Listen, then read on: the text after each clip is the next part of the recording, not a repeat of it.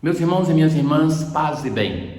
A festa do apóstolo Santo André, no dia de hoje, nos abre uma exceção no percurso de leituras do Advento. Então nós não temos o tema dado pela primeira leitura, que não é do profeta Isaías, mas nós temos na festa desse apóstolo, que é o irmão de Pedro, e que ele aparece no Evangelho em alguns momentos. Os dois foram indicados ao mestre pelo próprio João Batista. Era André um discípulo de João Batista. Ambos foram chamados pelo mestre quando estavam no seu trabalho de pescadores. E Jesus, no Evangelho de Mateus, vai dizer que eles são chamados para serem pescadores de homens. No momento da multiplicação dos pães, é André que vai indicar que ali tem um menino com 5 pães e 2 peixes. É a ele e a Filipe, porque os dois têm um nome grego. E então é a eles que os gregos vão pedir no quarto evangelho para que possam ver Jesus.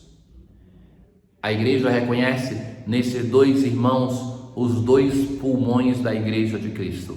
Pedro, que vai evangelizar o Ocidente, e André, que se atribui a ele a evangelização de parte do Oriente. A igreja grega desde cedo o celebra e a tradição vai dizer que ele foi para o Egito.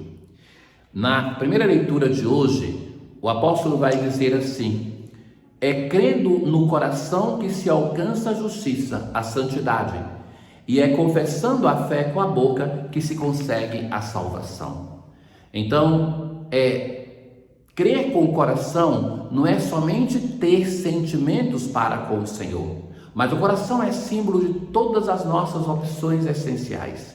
É crer de modo determinante e cabal com a vida, mas não somente isso, anunciar com a boca, anunciar para que o Evangelho seja conhecido. Porque todos temos o mesmo Senhor.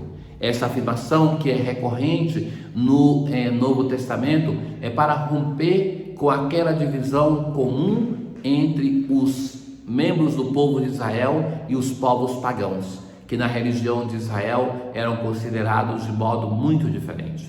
Para nós cristãos, a unidade que existe entre nós nasce do pertencermos todos ao mesmo corpo, através do batismo, de professarmos a mesma fé, de recebermos o mesmo Espírito. Então não existe uma união que nasce da nação de pertença, mas sim da nação que nós entramos nela, a igreja do Senhor. Assim somos todos membros do mesmo corpo, da mesma igreja. A fé vem da pregação e a pregação se faz pela palavra de Cristo. Ninguém consegue acreditar sem ter a pregação. A fé vem da pregação. Costumo dizer, quando estou celebrando o sacramento da Crisma nas diversas paróquias aqui do Distrito Federal, que um cristão se torna adulto através do sacramento da Crisma. Até o momento da Crisma, alguém pode viver a dimensão da fé como quem recebe a evangelização. Mas o ser maduro, o ser adulto, se manifesta no dever de assumir a pregação, de anunciar com testemunho de vida, mas também trabalhar para que outras pessoas conheçam o Cristo. Porque se eu sou cristão, é porque alguém me anunciou. Eu tive sacerdotes, religiosos, religiosas, catequistas, leigos e leigas que se empenharam pela minha catequese, pela minha conversão e evangelização. Então, irmãos caríssimos, para que nós tenhamos a presença de Cristo da igreja no mundo, nós precisamos que cada cristão maduro, cada crismado, assuma o seu dever para com a igreja. Não se pode receber o sacramento da maturidade e continuar a ter uma relação infanto-juvenil com o Senhor e com a igreja. Somos chamados a arregaçar as mangas e dar a nossa vida para que o Evangelho, para que Cristo seja conhecido. Os céus proclamam a glória do Senhor, é o que nós rezamos no Salmo 18, e o firmamento a obra de suas mãos. Não são discursos nem frases nem palavras, Seu som ressoa e se espalha em toda a terra. Chega aos confins do universo a sua voz. Quando nós celebramos um apóstolo, nós reconhecemos que através desses homens, a voz, o som do evangelho se espalhou pela terra. Nós somos cristãos indiretamente por causa do trabalho desses homens que na sua juventude e simplicidade assumiram o evangelho, se converteram e não puderam e não quiseram ter para si essa riqueza, que saíram anunciando. Por isso que nós somos a igreja que se diz uma igreja católica presente no mundo todo, a igreja que está na universalidade do mundo, a mesma igreja sempre, e uma igreja apostólica, porque nós cremos naquilo que os apóstolos experienciaram e anunciaram. Por isso a igreja se fundamenta no testemunho, na fé, na doação dos apóstolos. Ora, nós no Evangelho hoje temos justamente a narração de Mateus da vocação de André. Nós aclamamos a esse Evangelho com o versículo também de Mateus: vinde após mim, disse o Senhor, e eu ensinarei a pescar gente. Vinde após mim é uma frase para falar do discipulado, é de seguir. O mestre vai na frente, nós vamos atrás. Jesus andava à beira do mar da Galileia, viu dois irmãos, Simão e André, que estavam lançando a rede ao mar, pois eram pescadores. Jesus vai dizer: segui-me e farei de vós pescadores de homens. É interessante o modo como Mateus vai narrar. Imediatamente deixaram as redes e seguiram. Eles não fazem perguntas, não colocam problemas, não vão fazer conjeturações, nada. Eles deixam aquilo que têm, na sua pobreza, deixam a rede, a barca e seguem o mestre.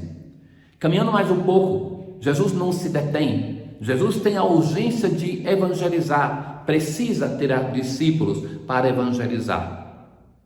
Jesus viu outros dois irmãos, Tiago e João.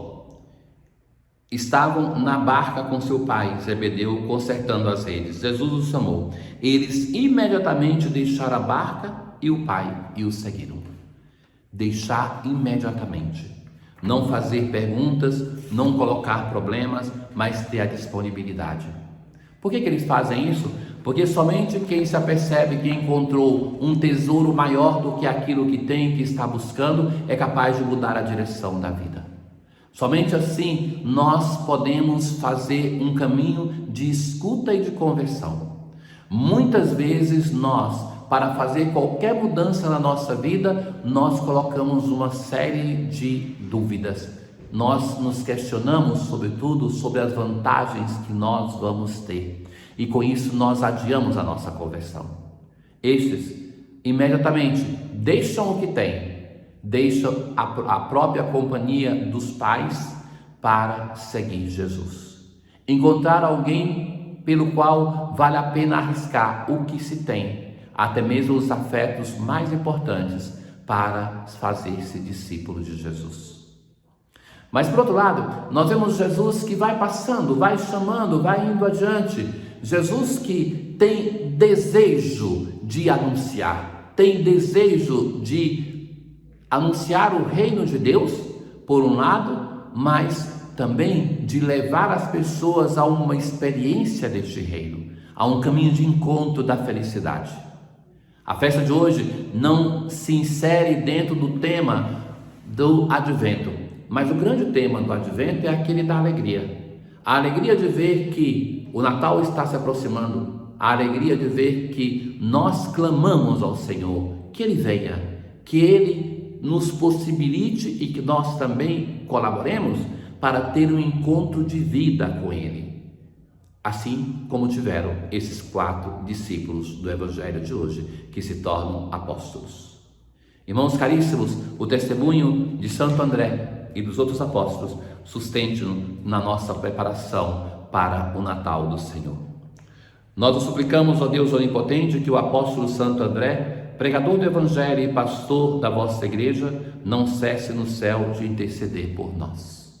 Tenham todos um bom dia. O Senhor esteja convosco, Ele está no meio de nós. Abençoe-vos o Deus Todo-Poderoso, o Pai, o Filho e o Espírito Santo. Paz.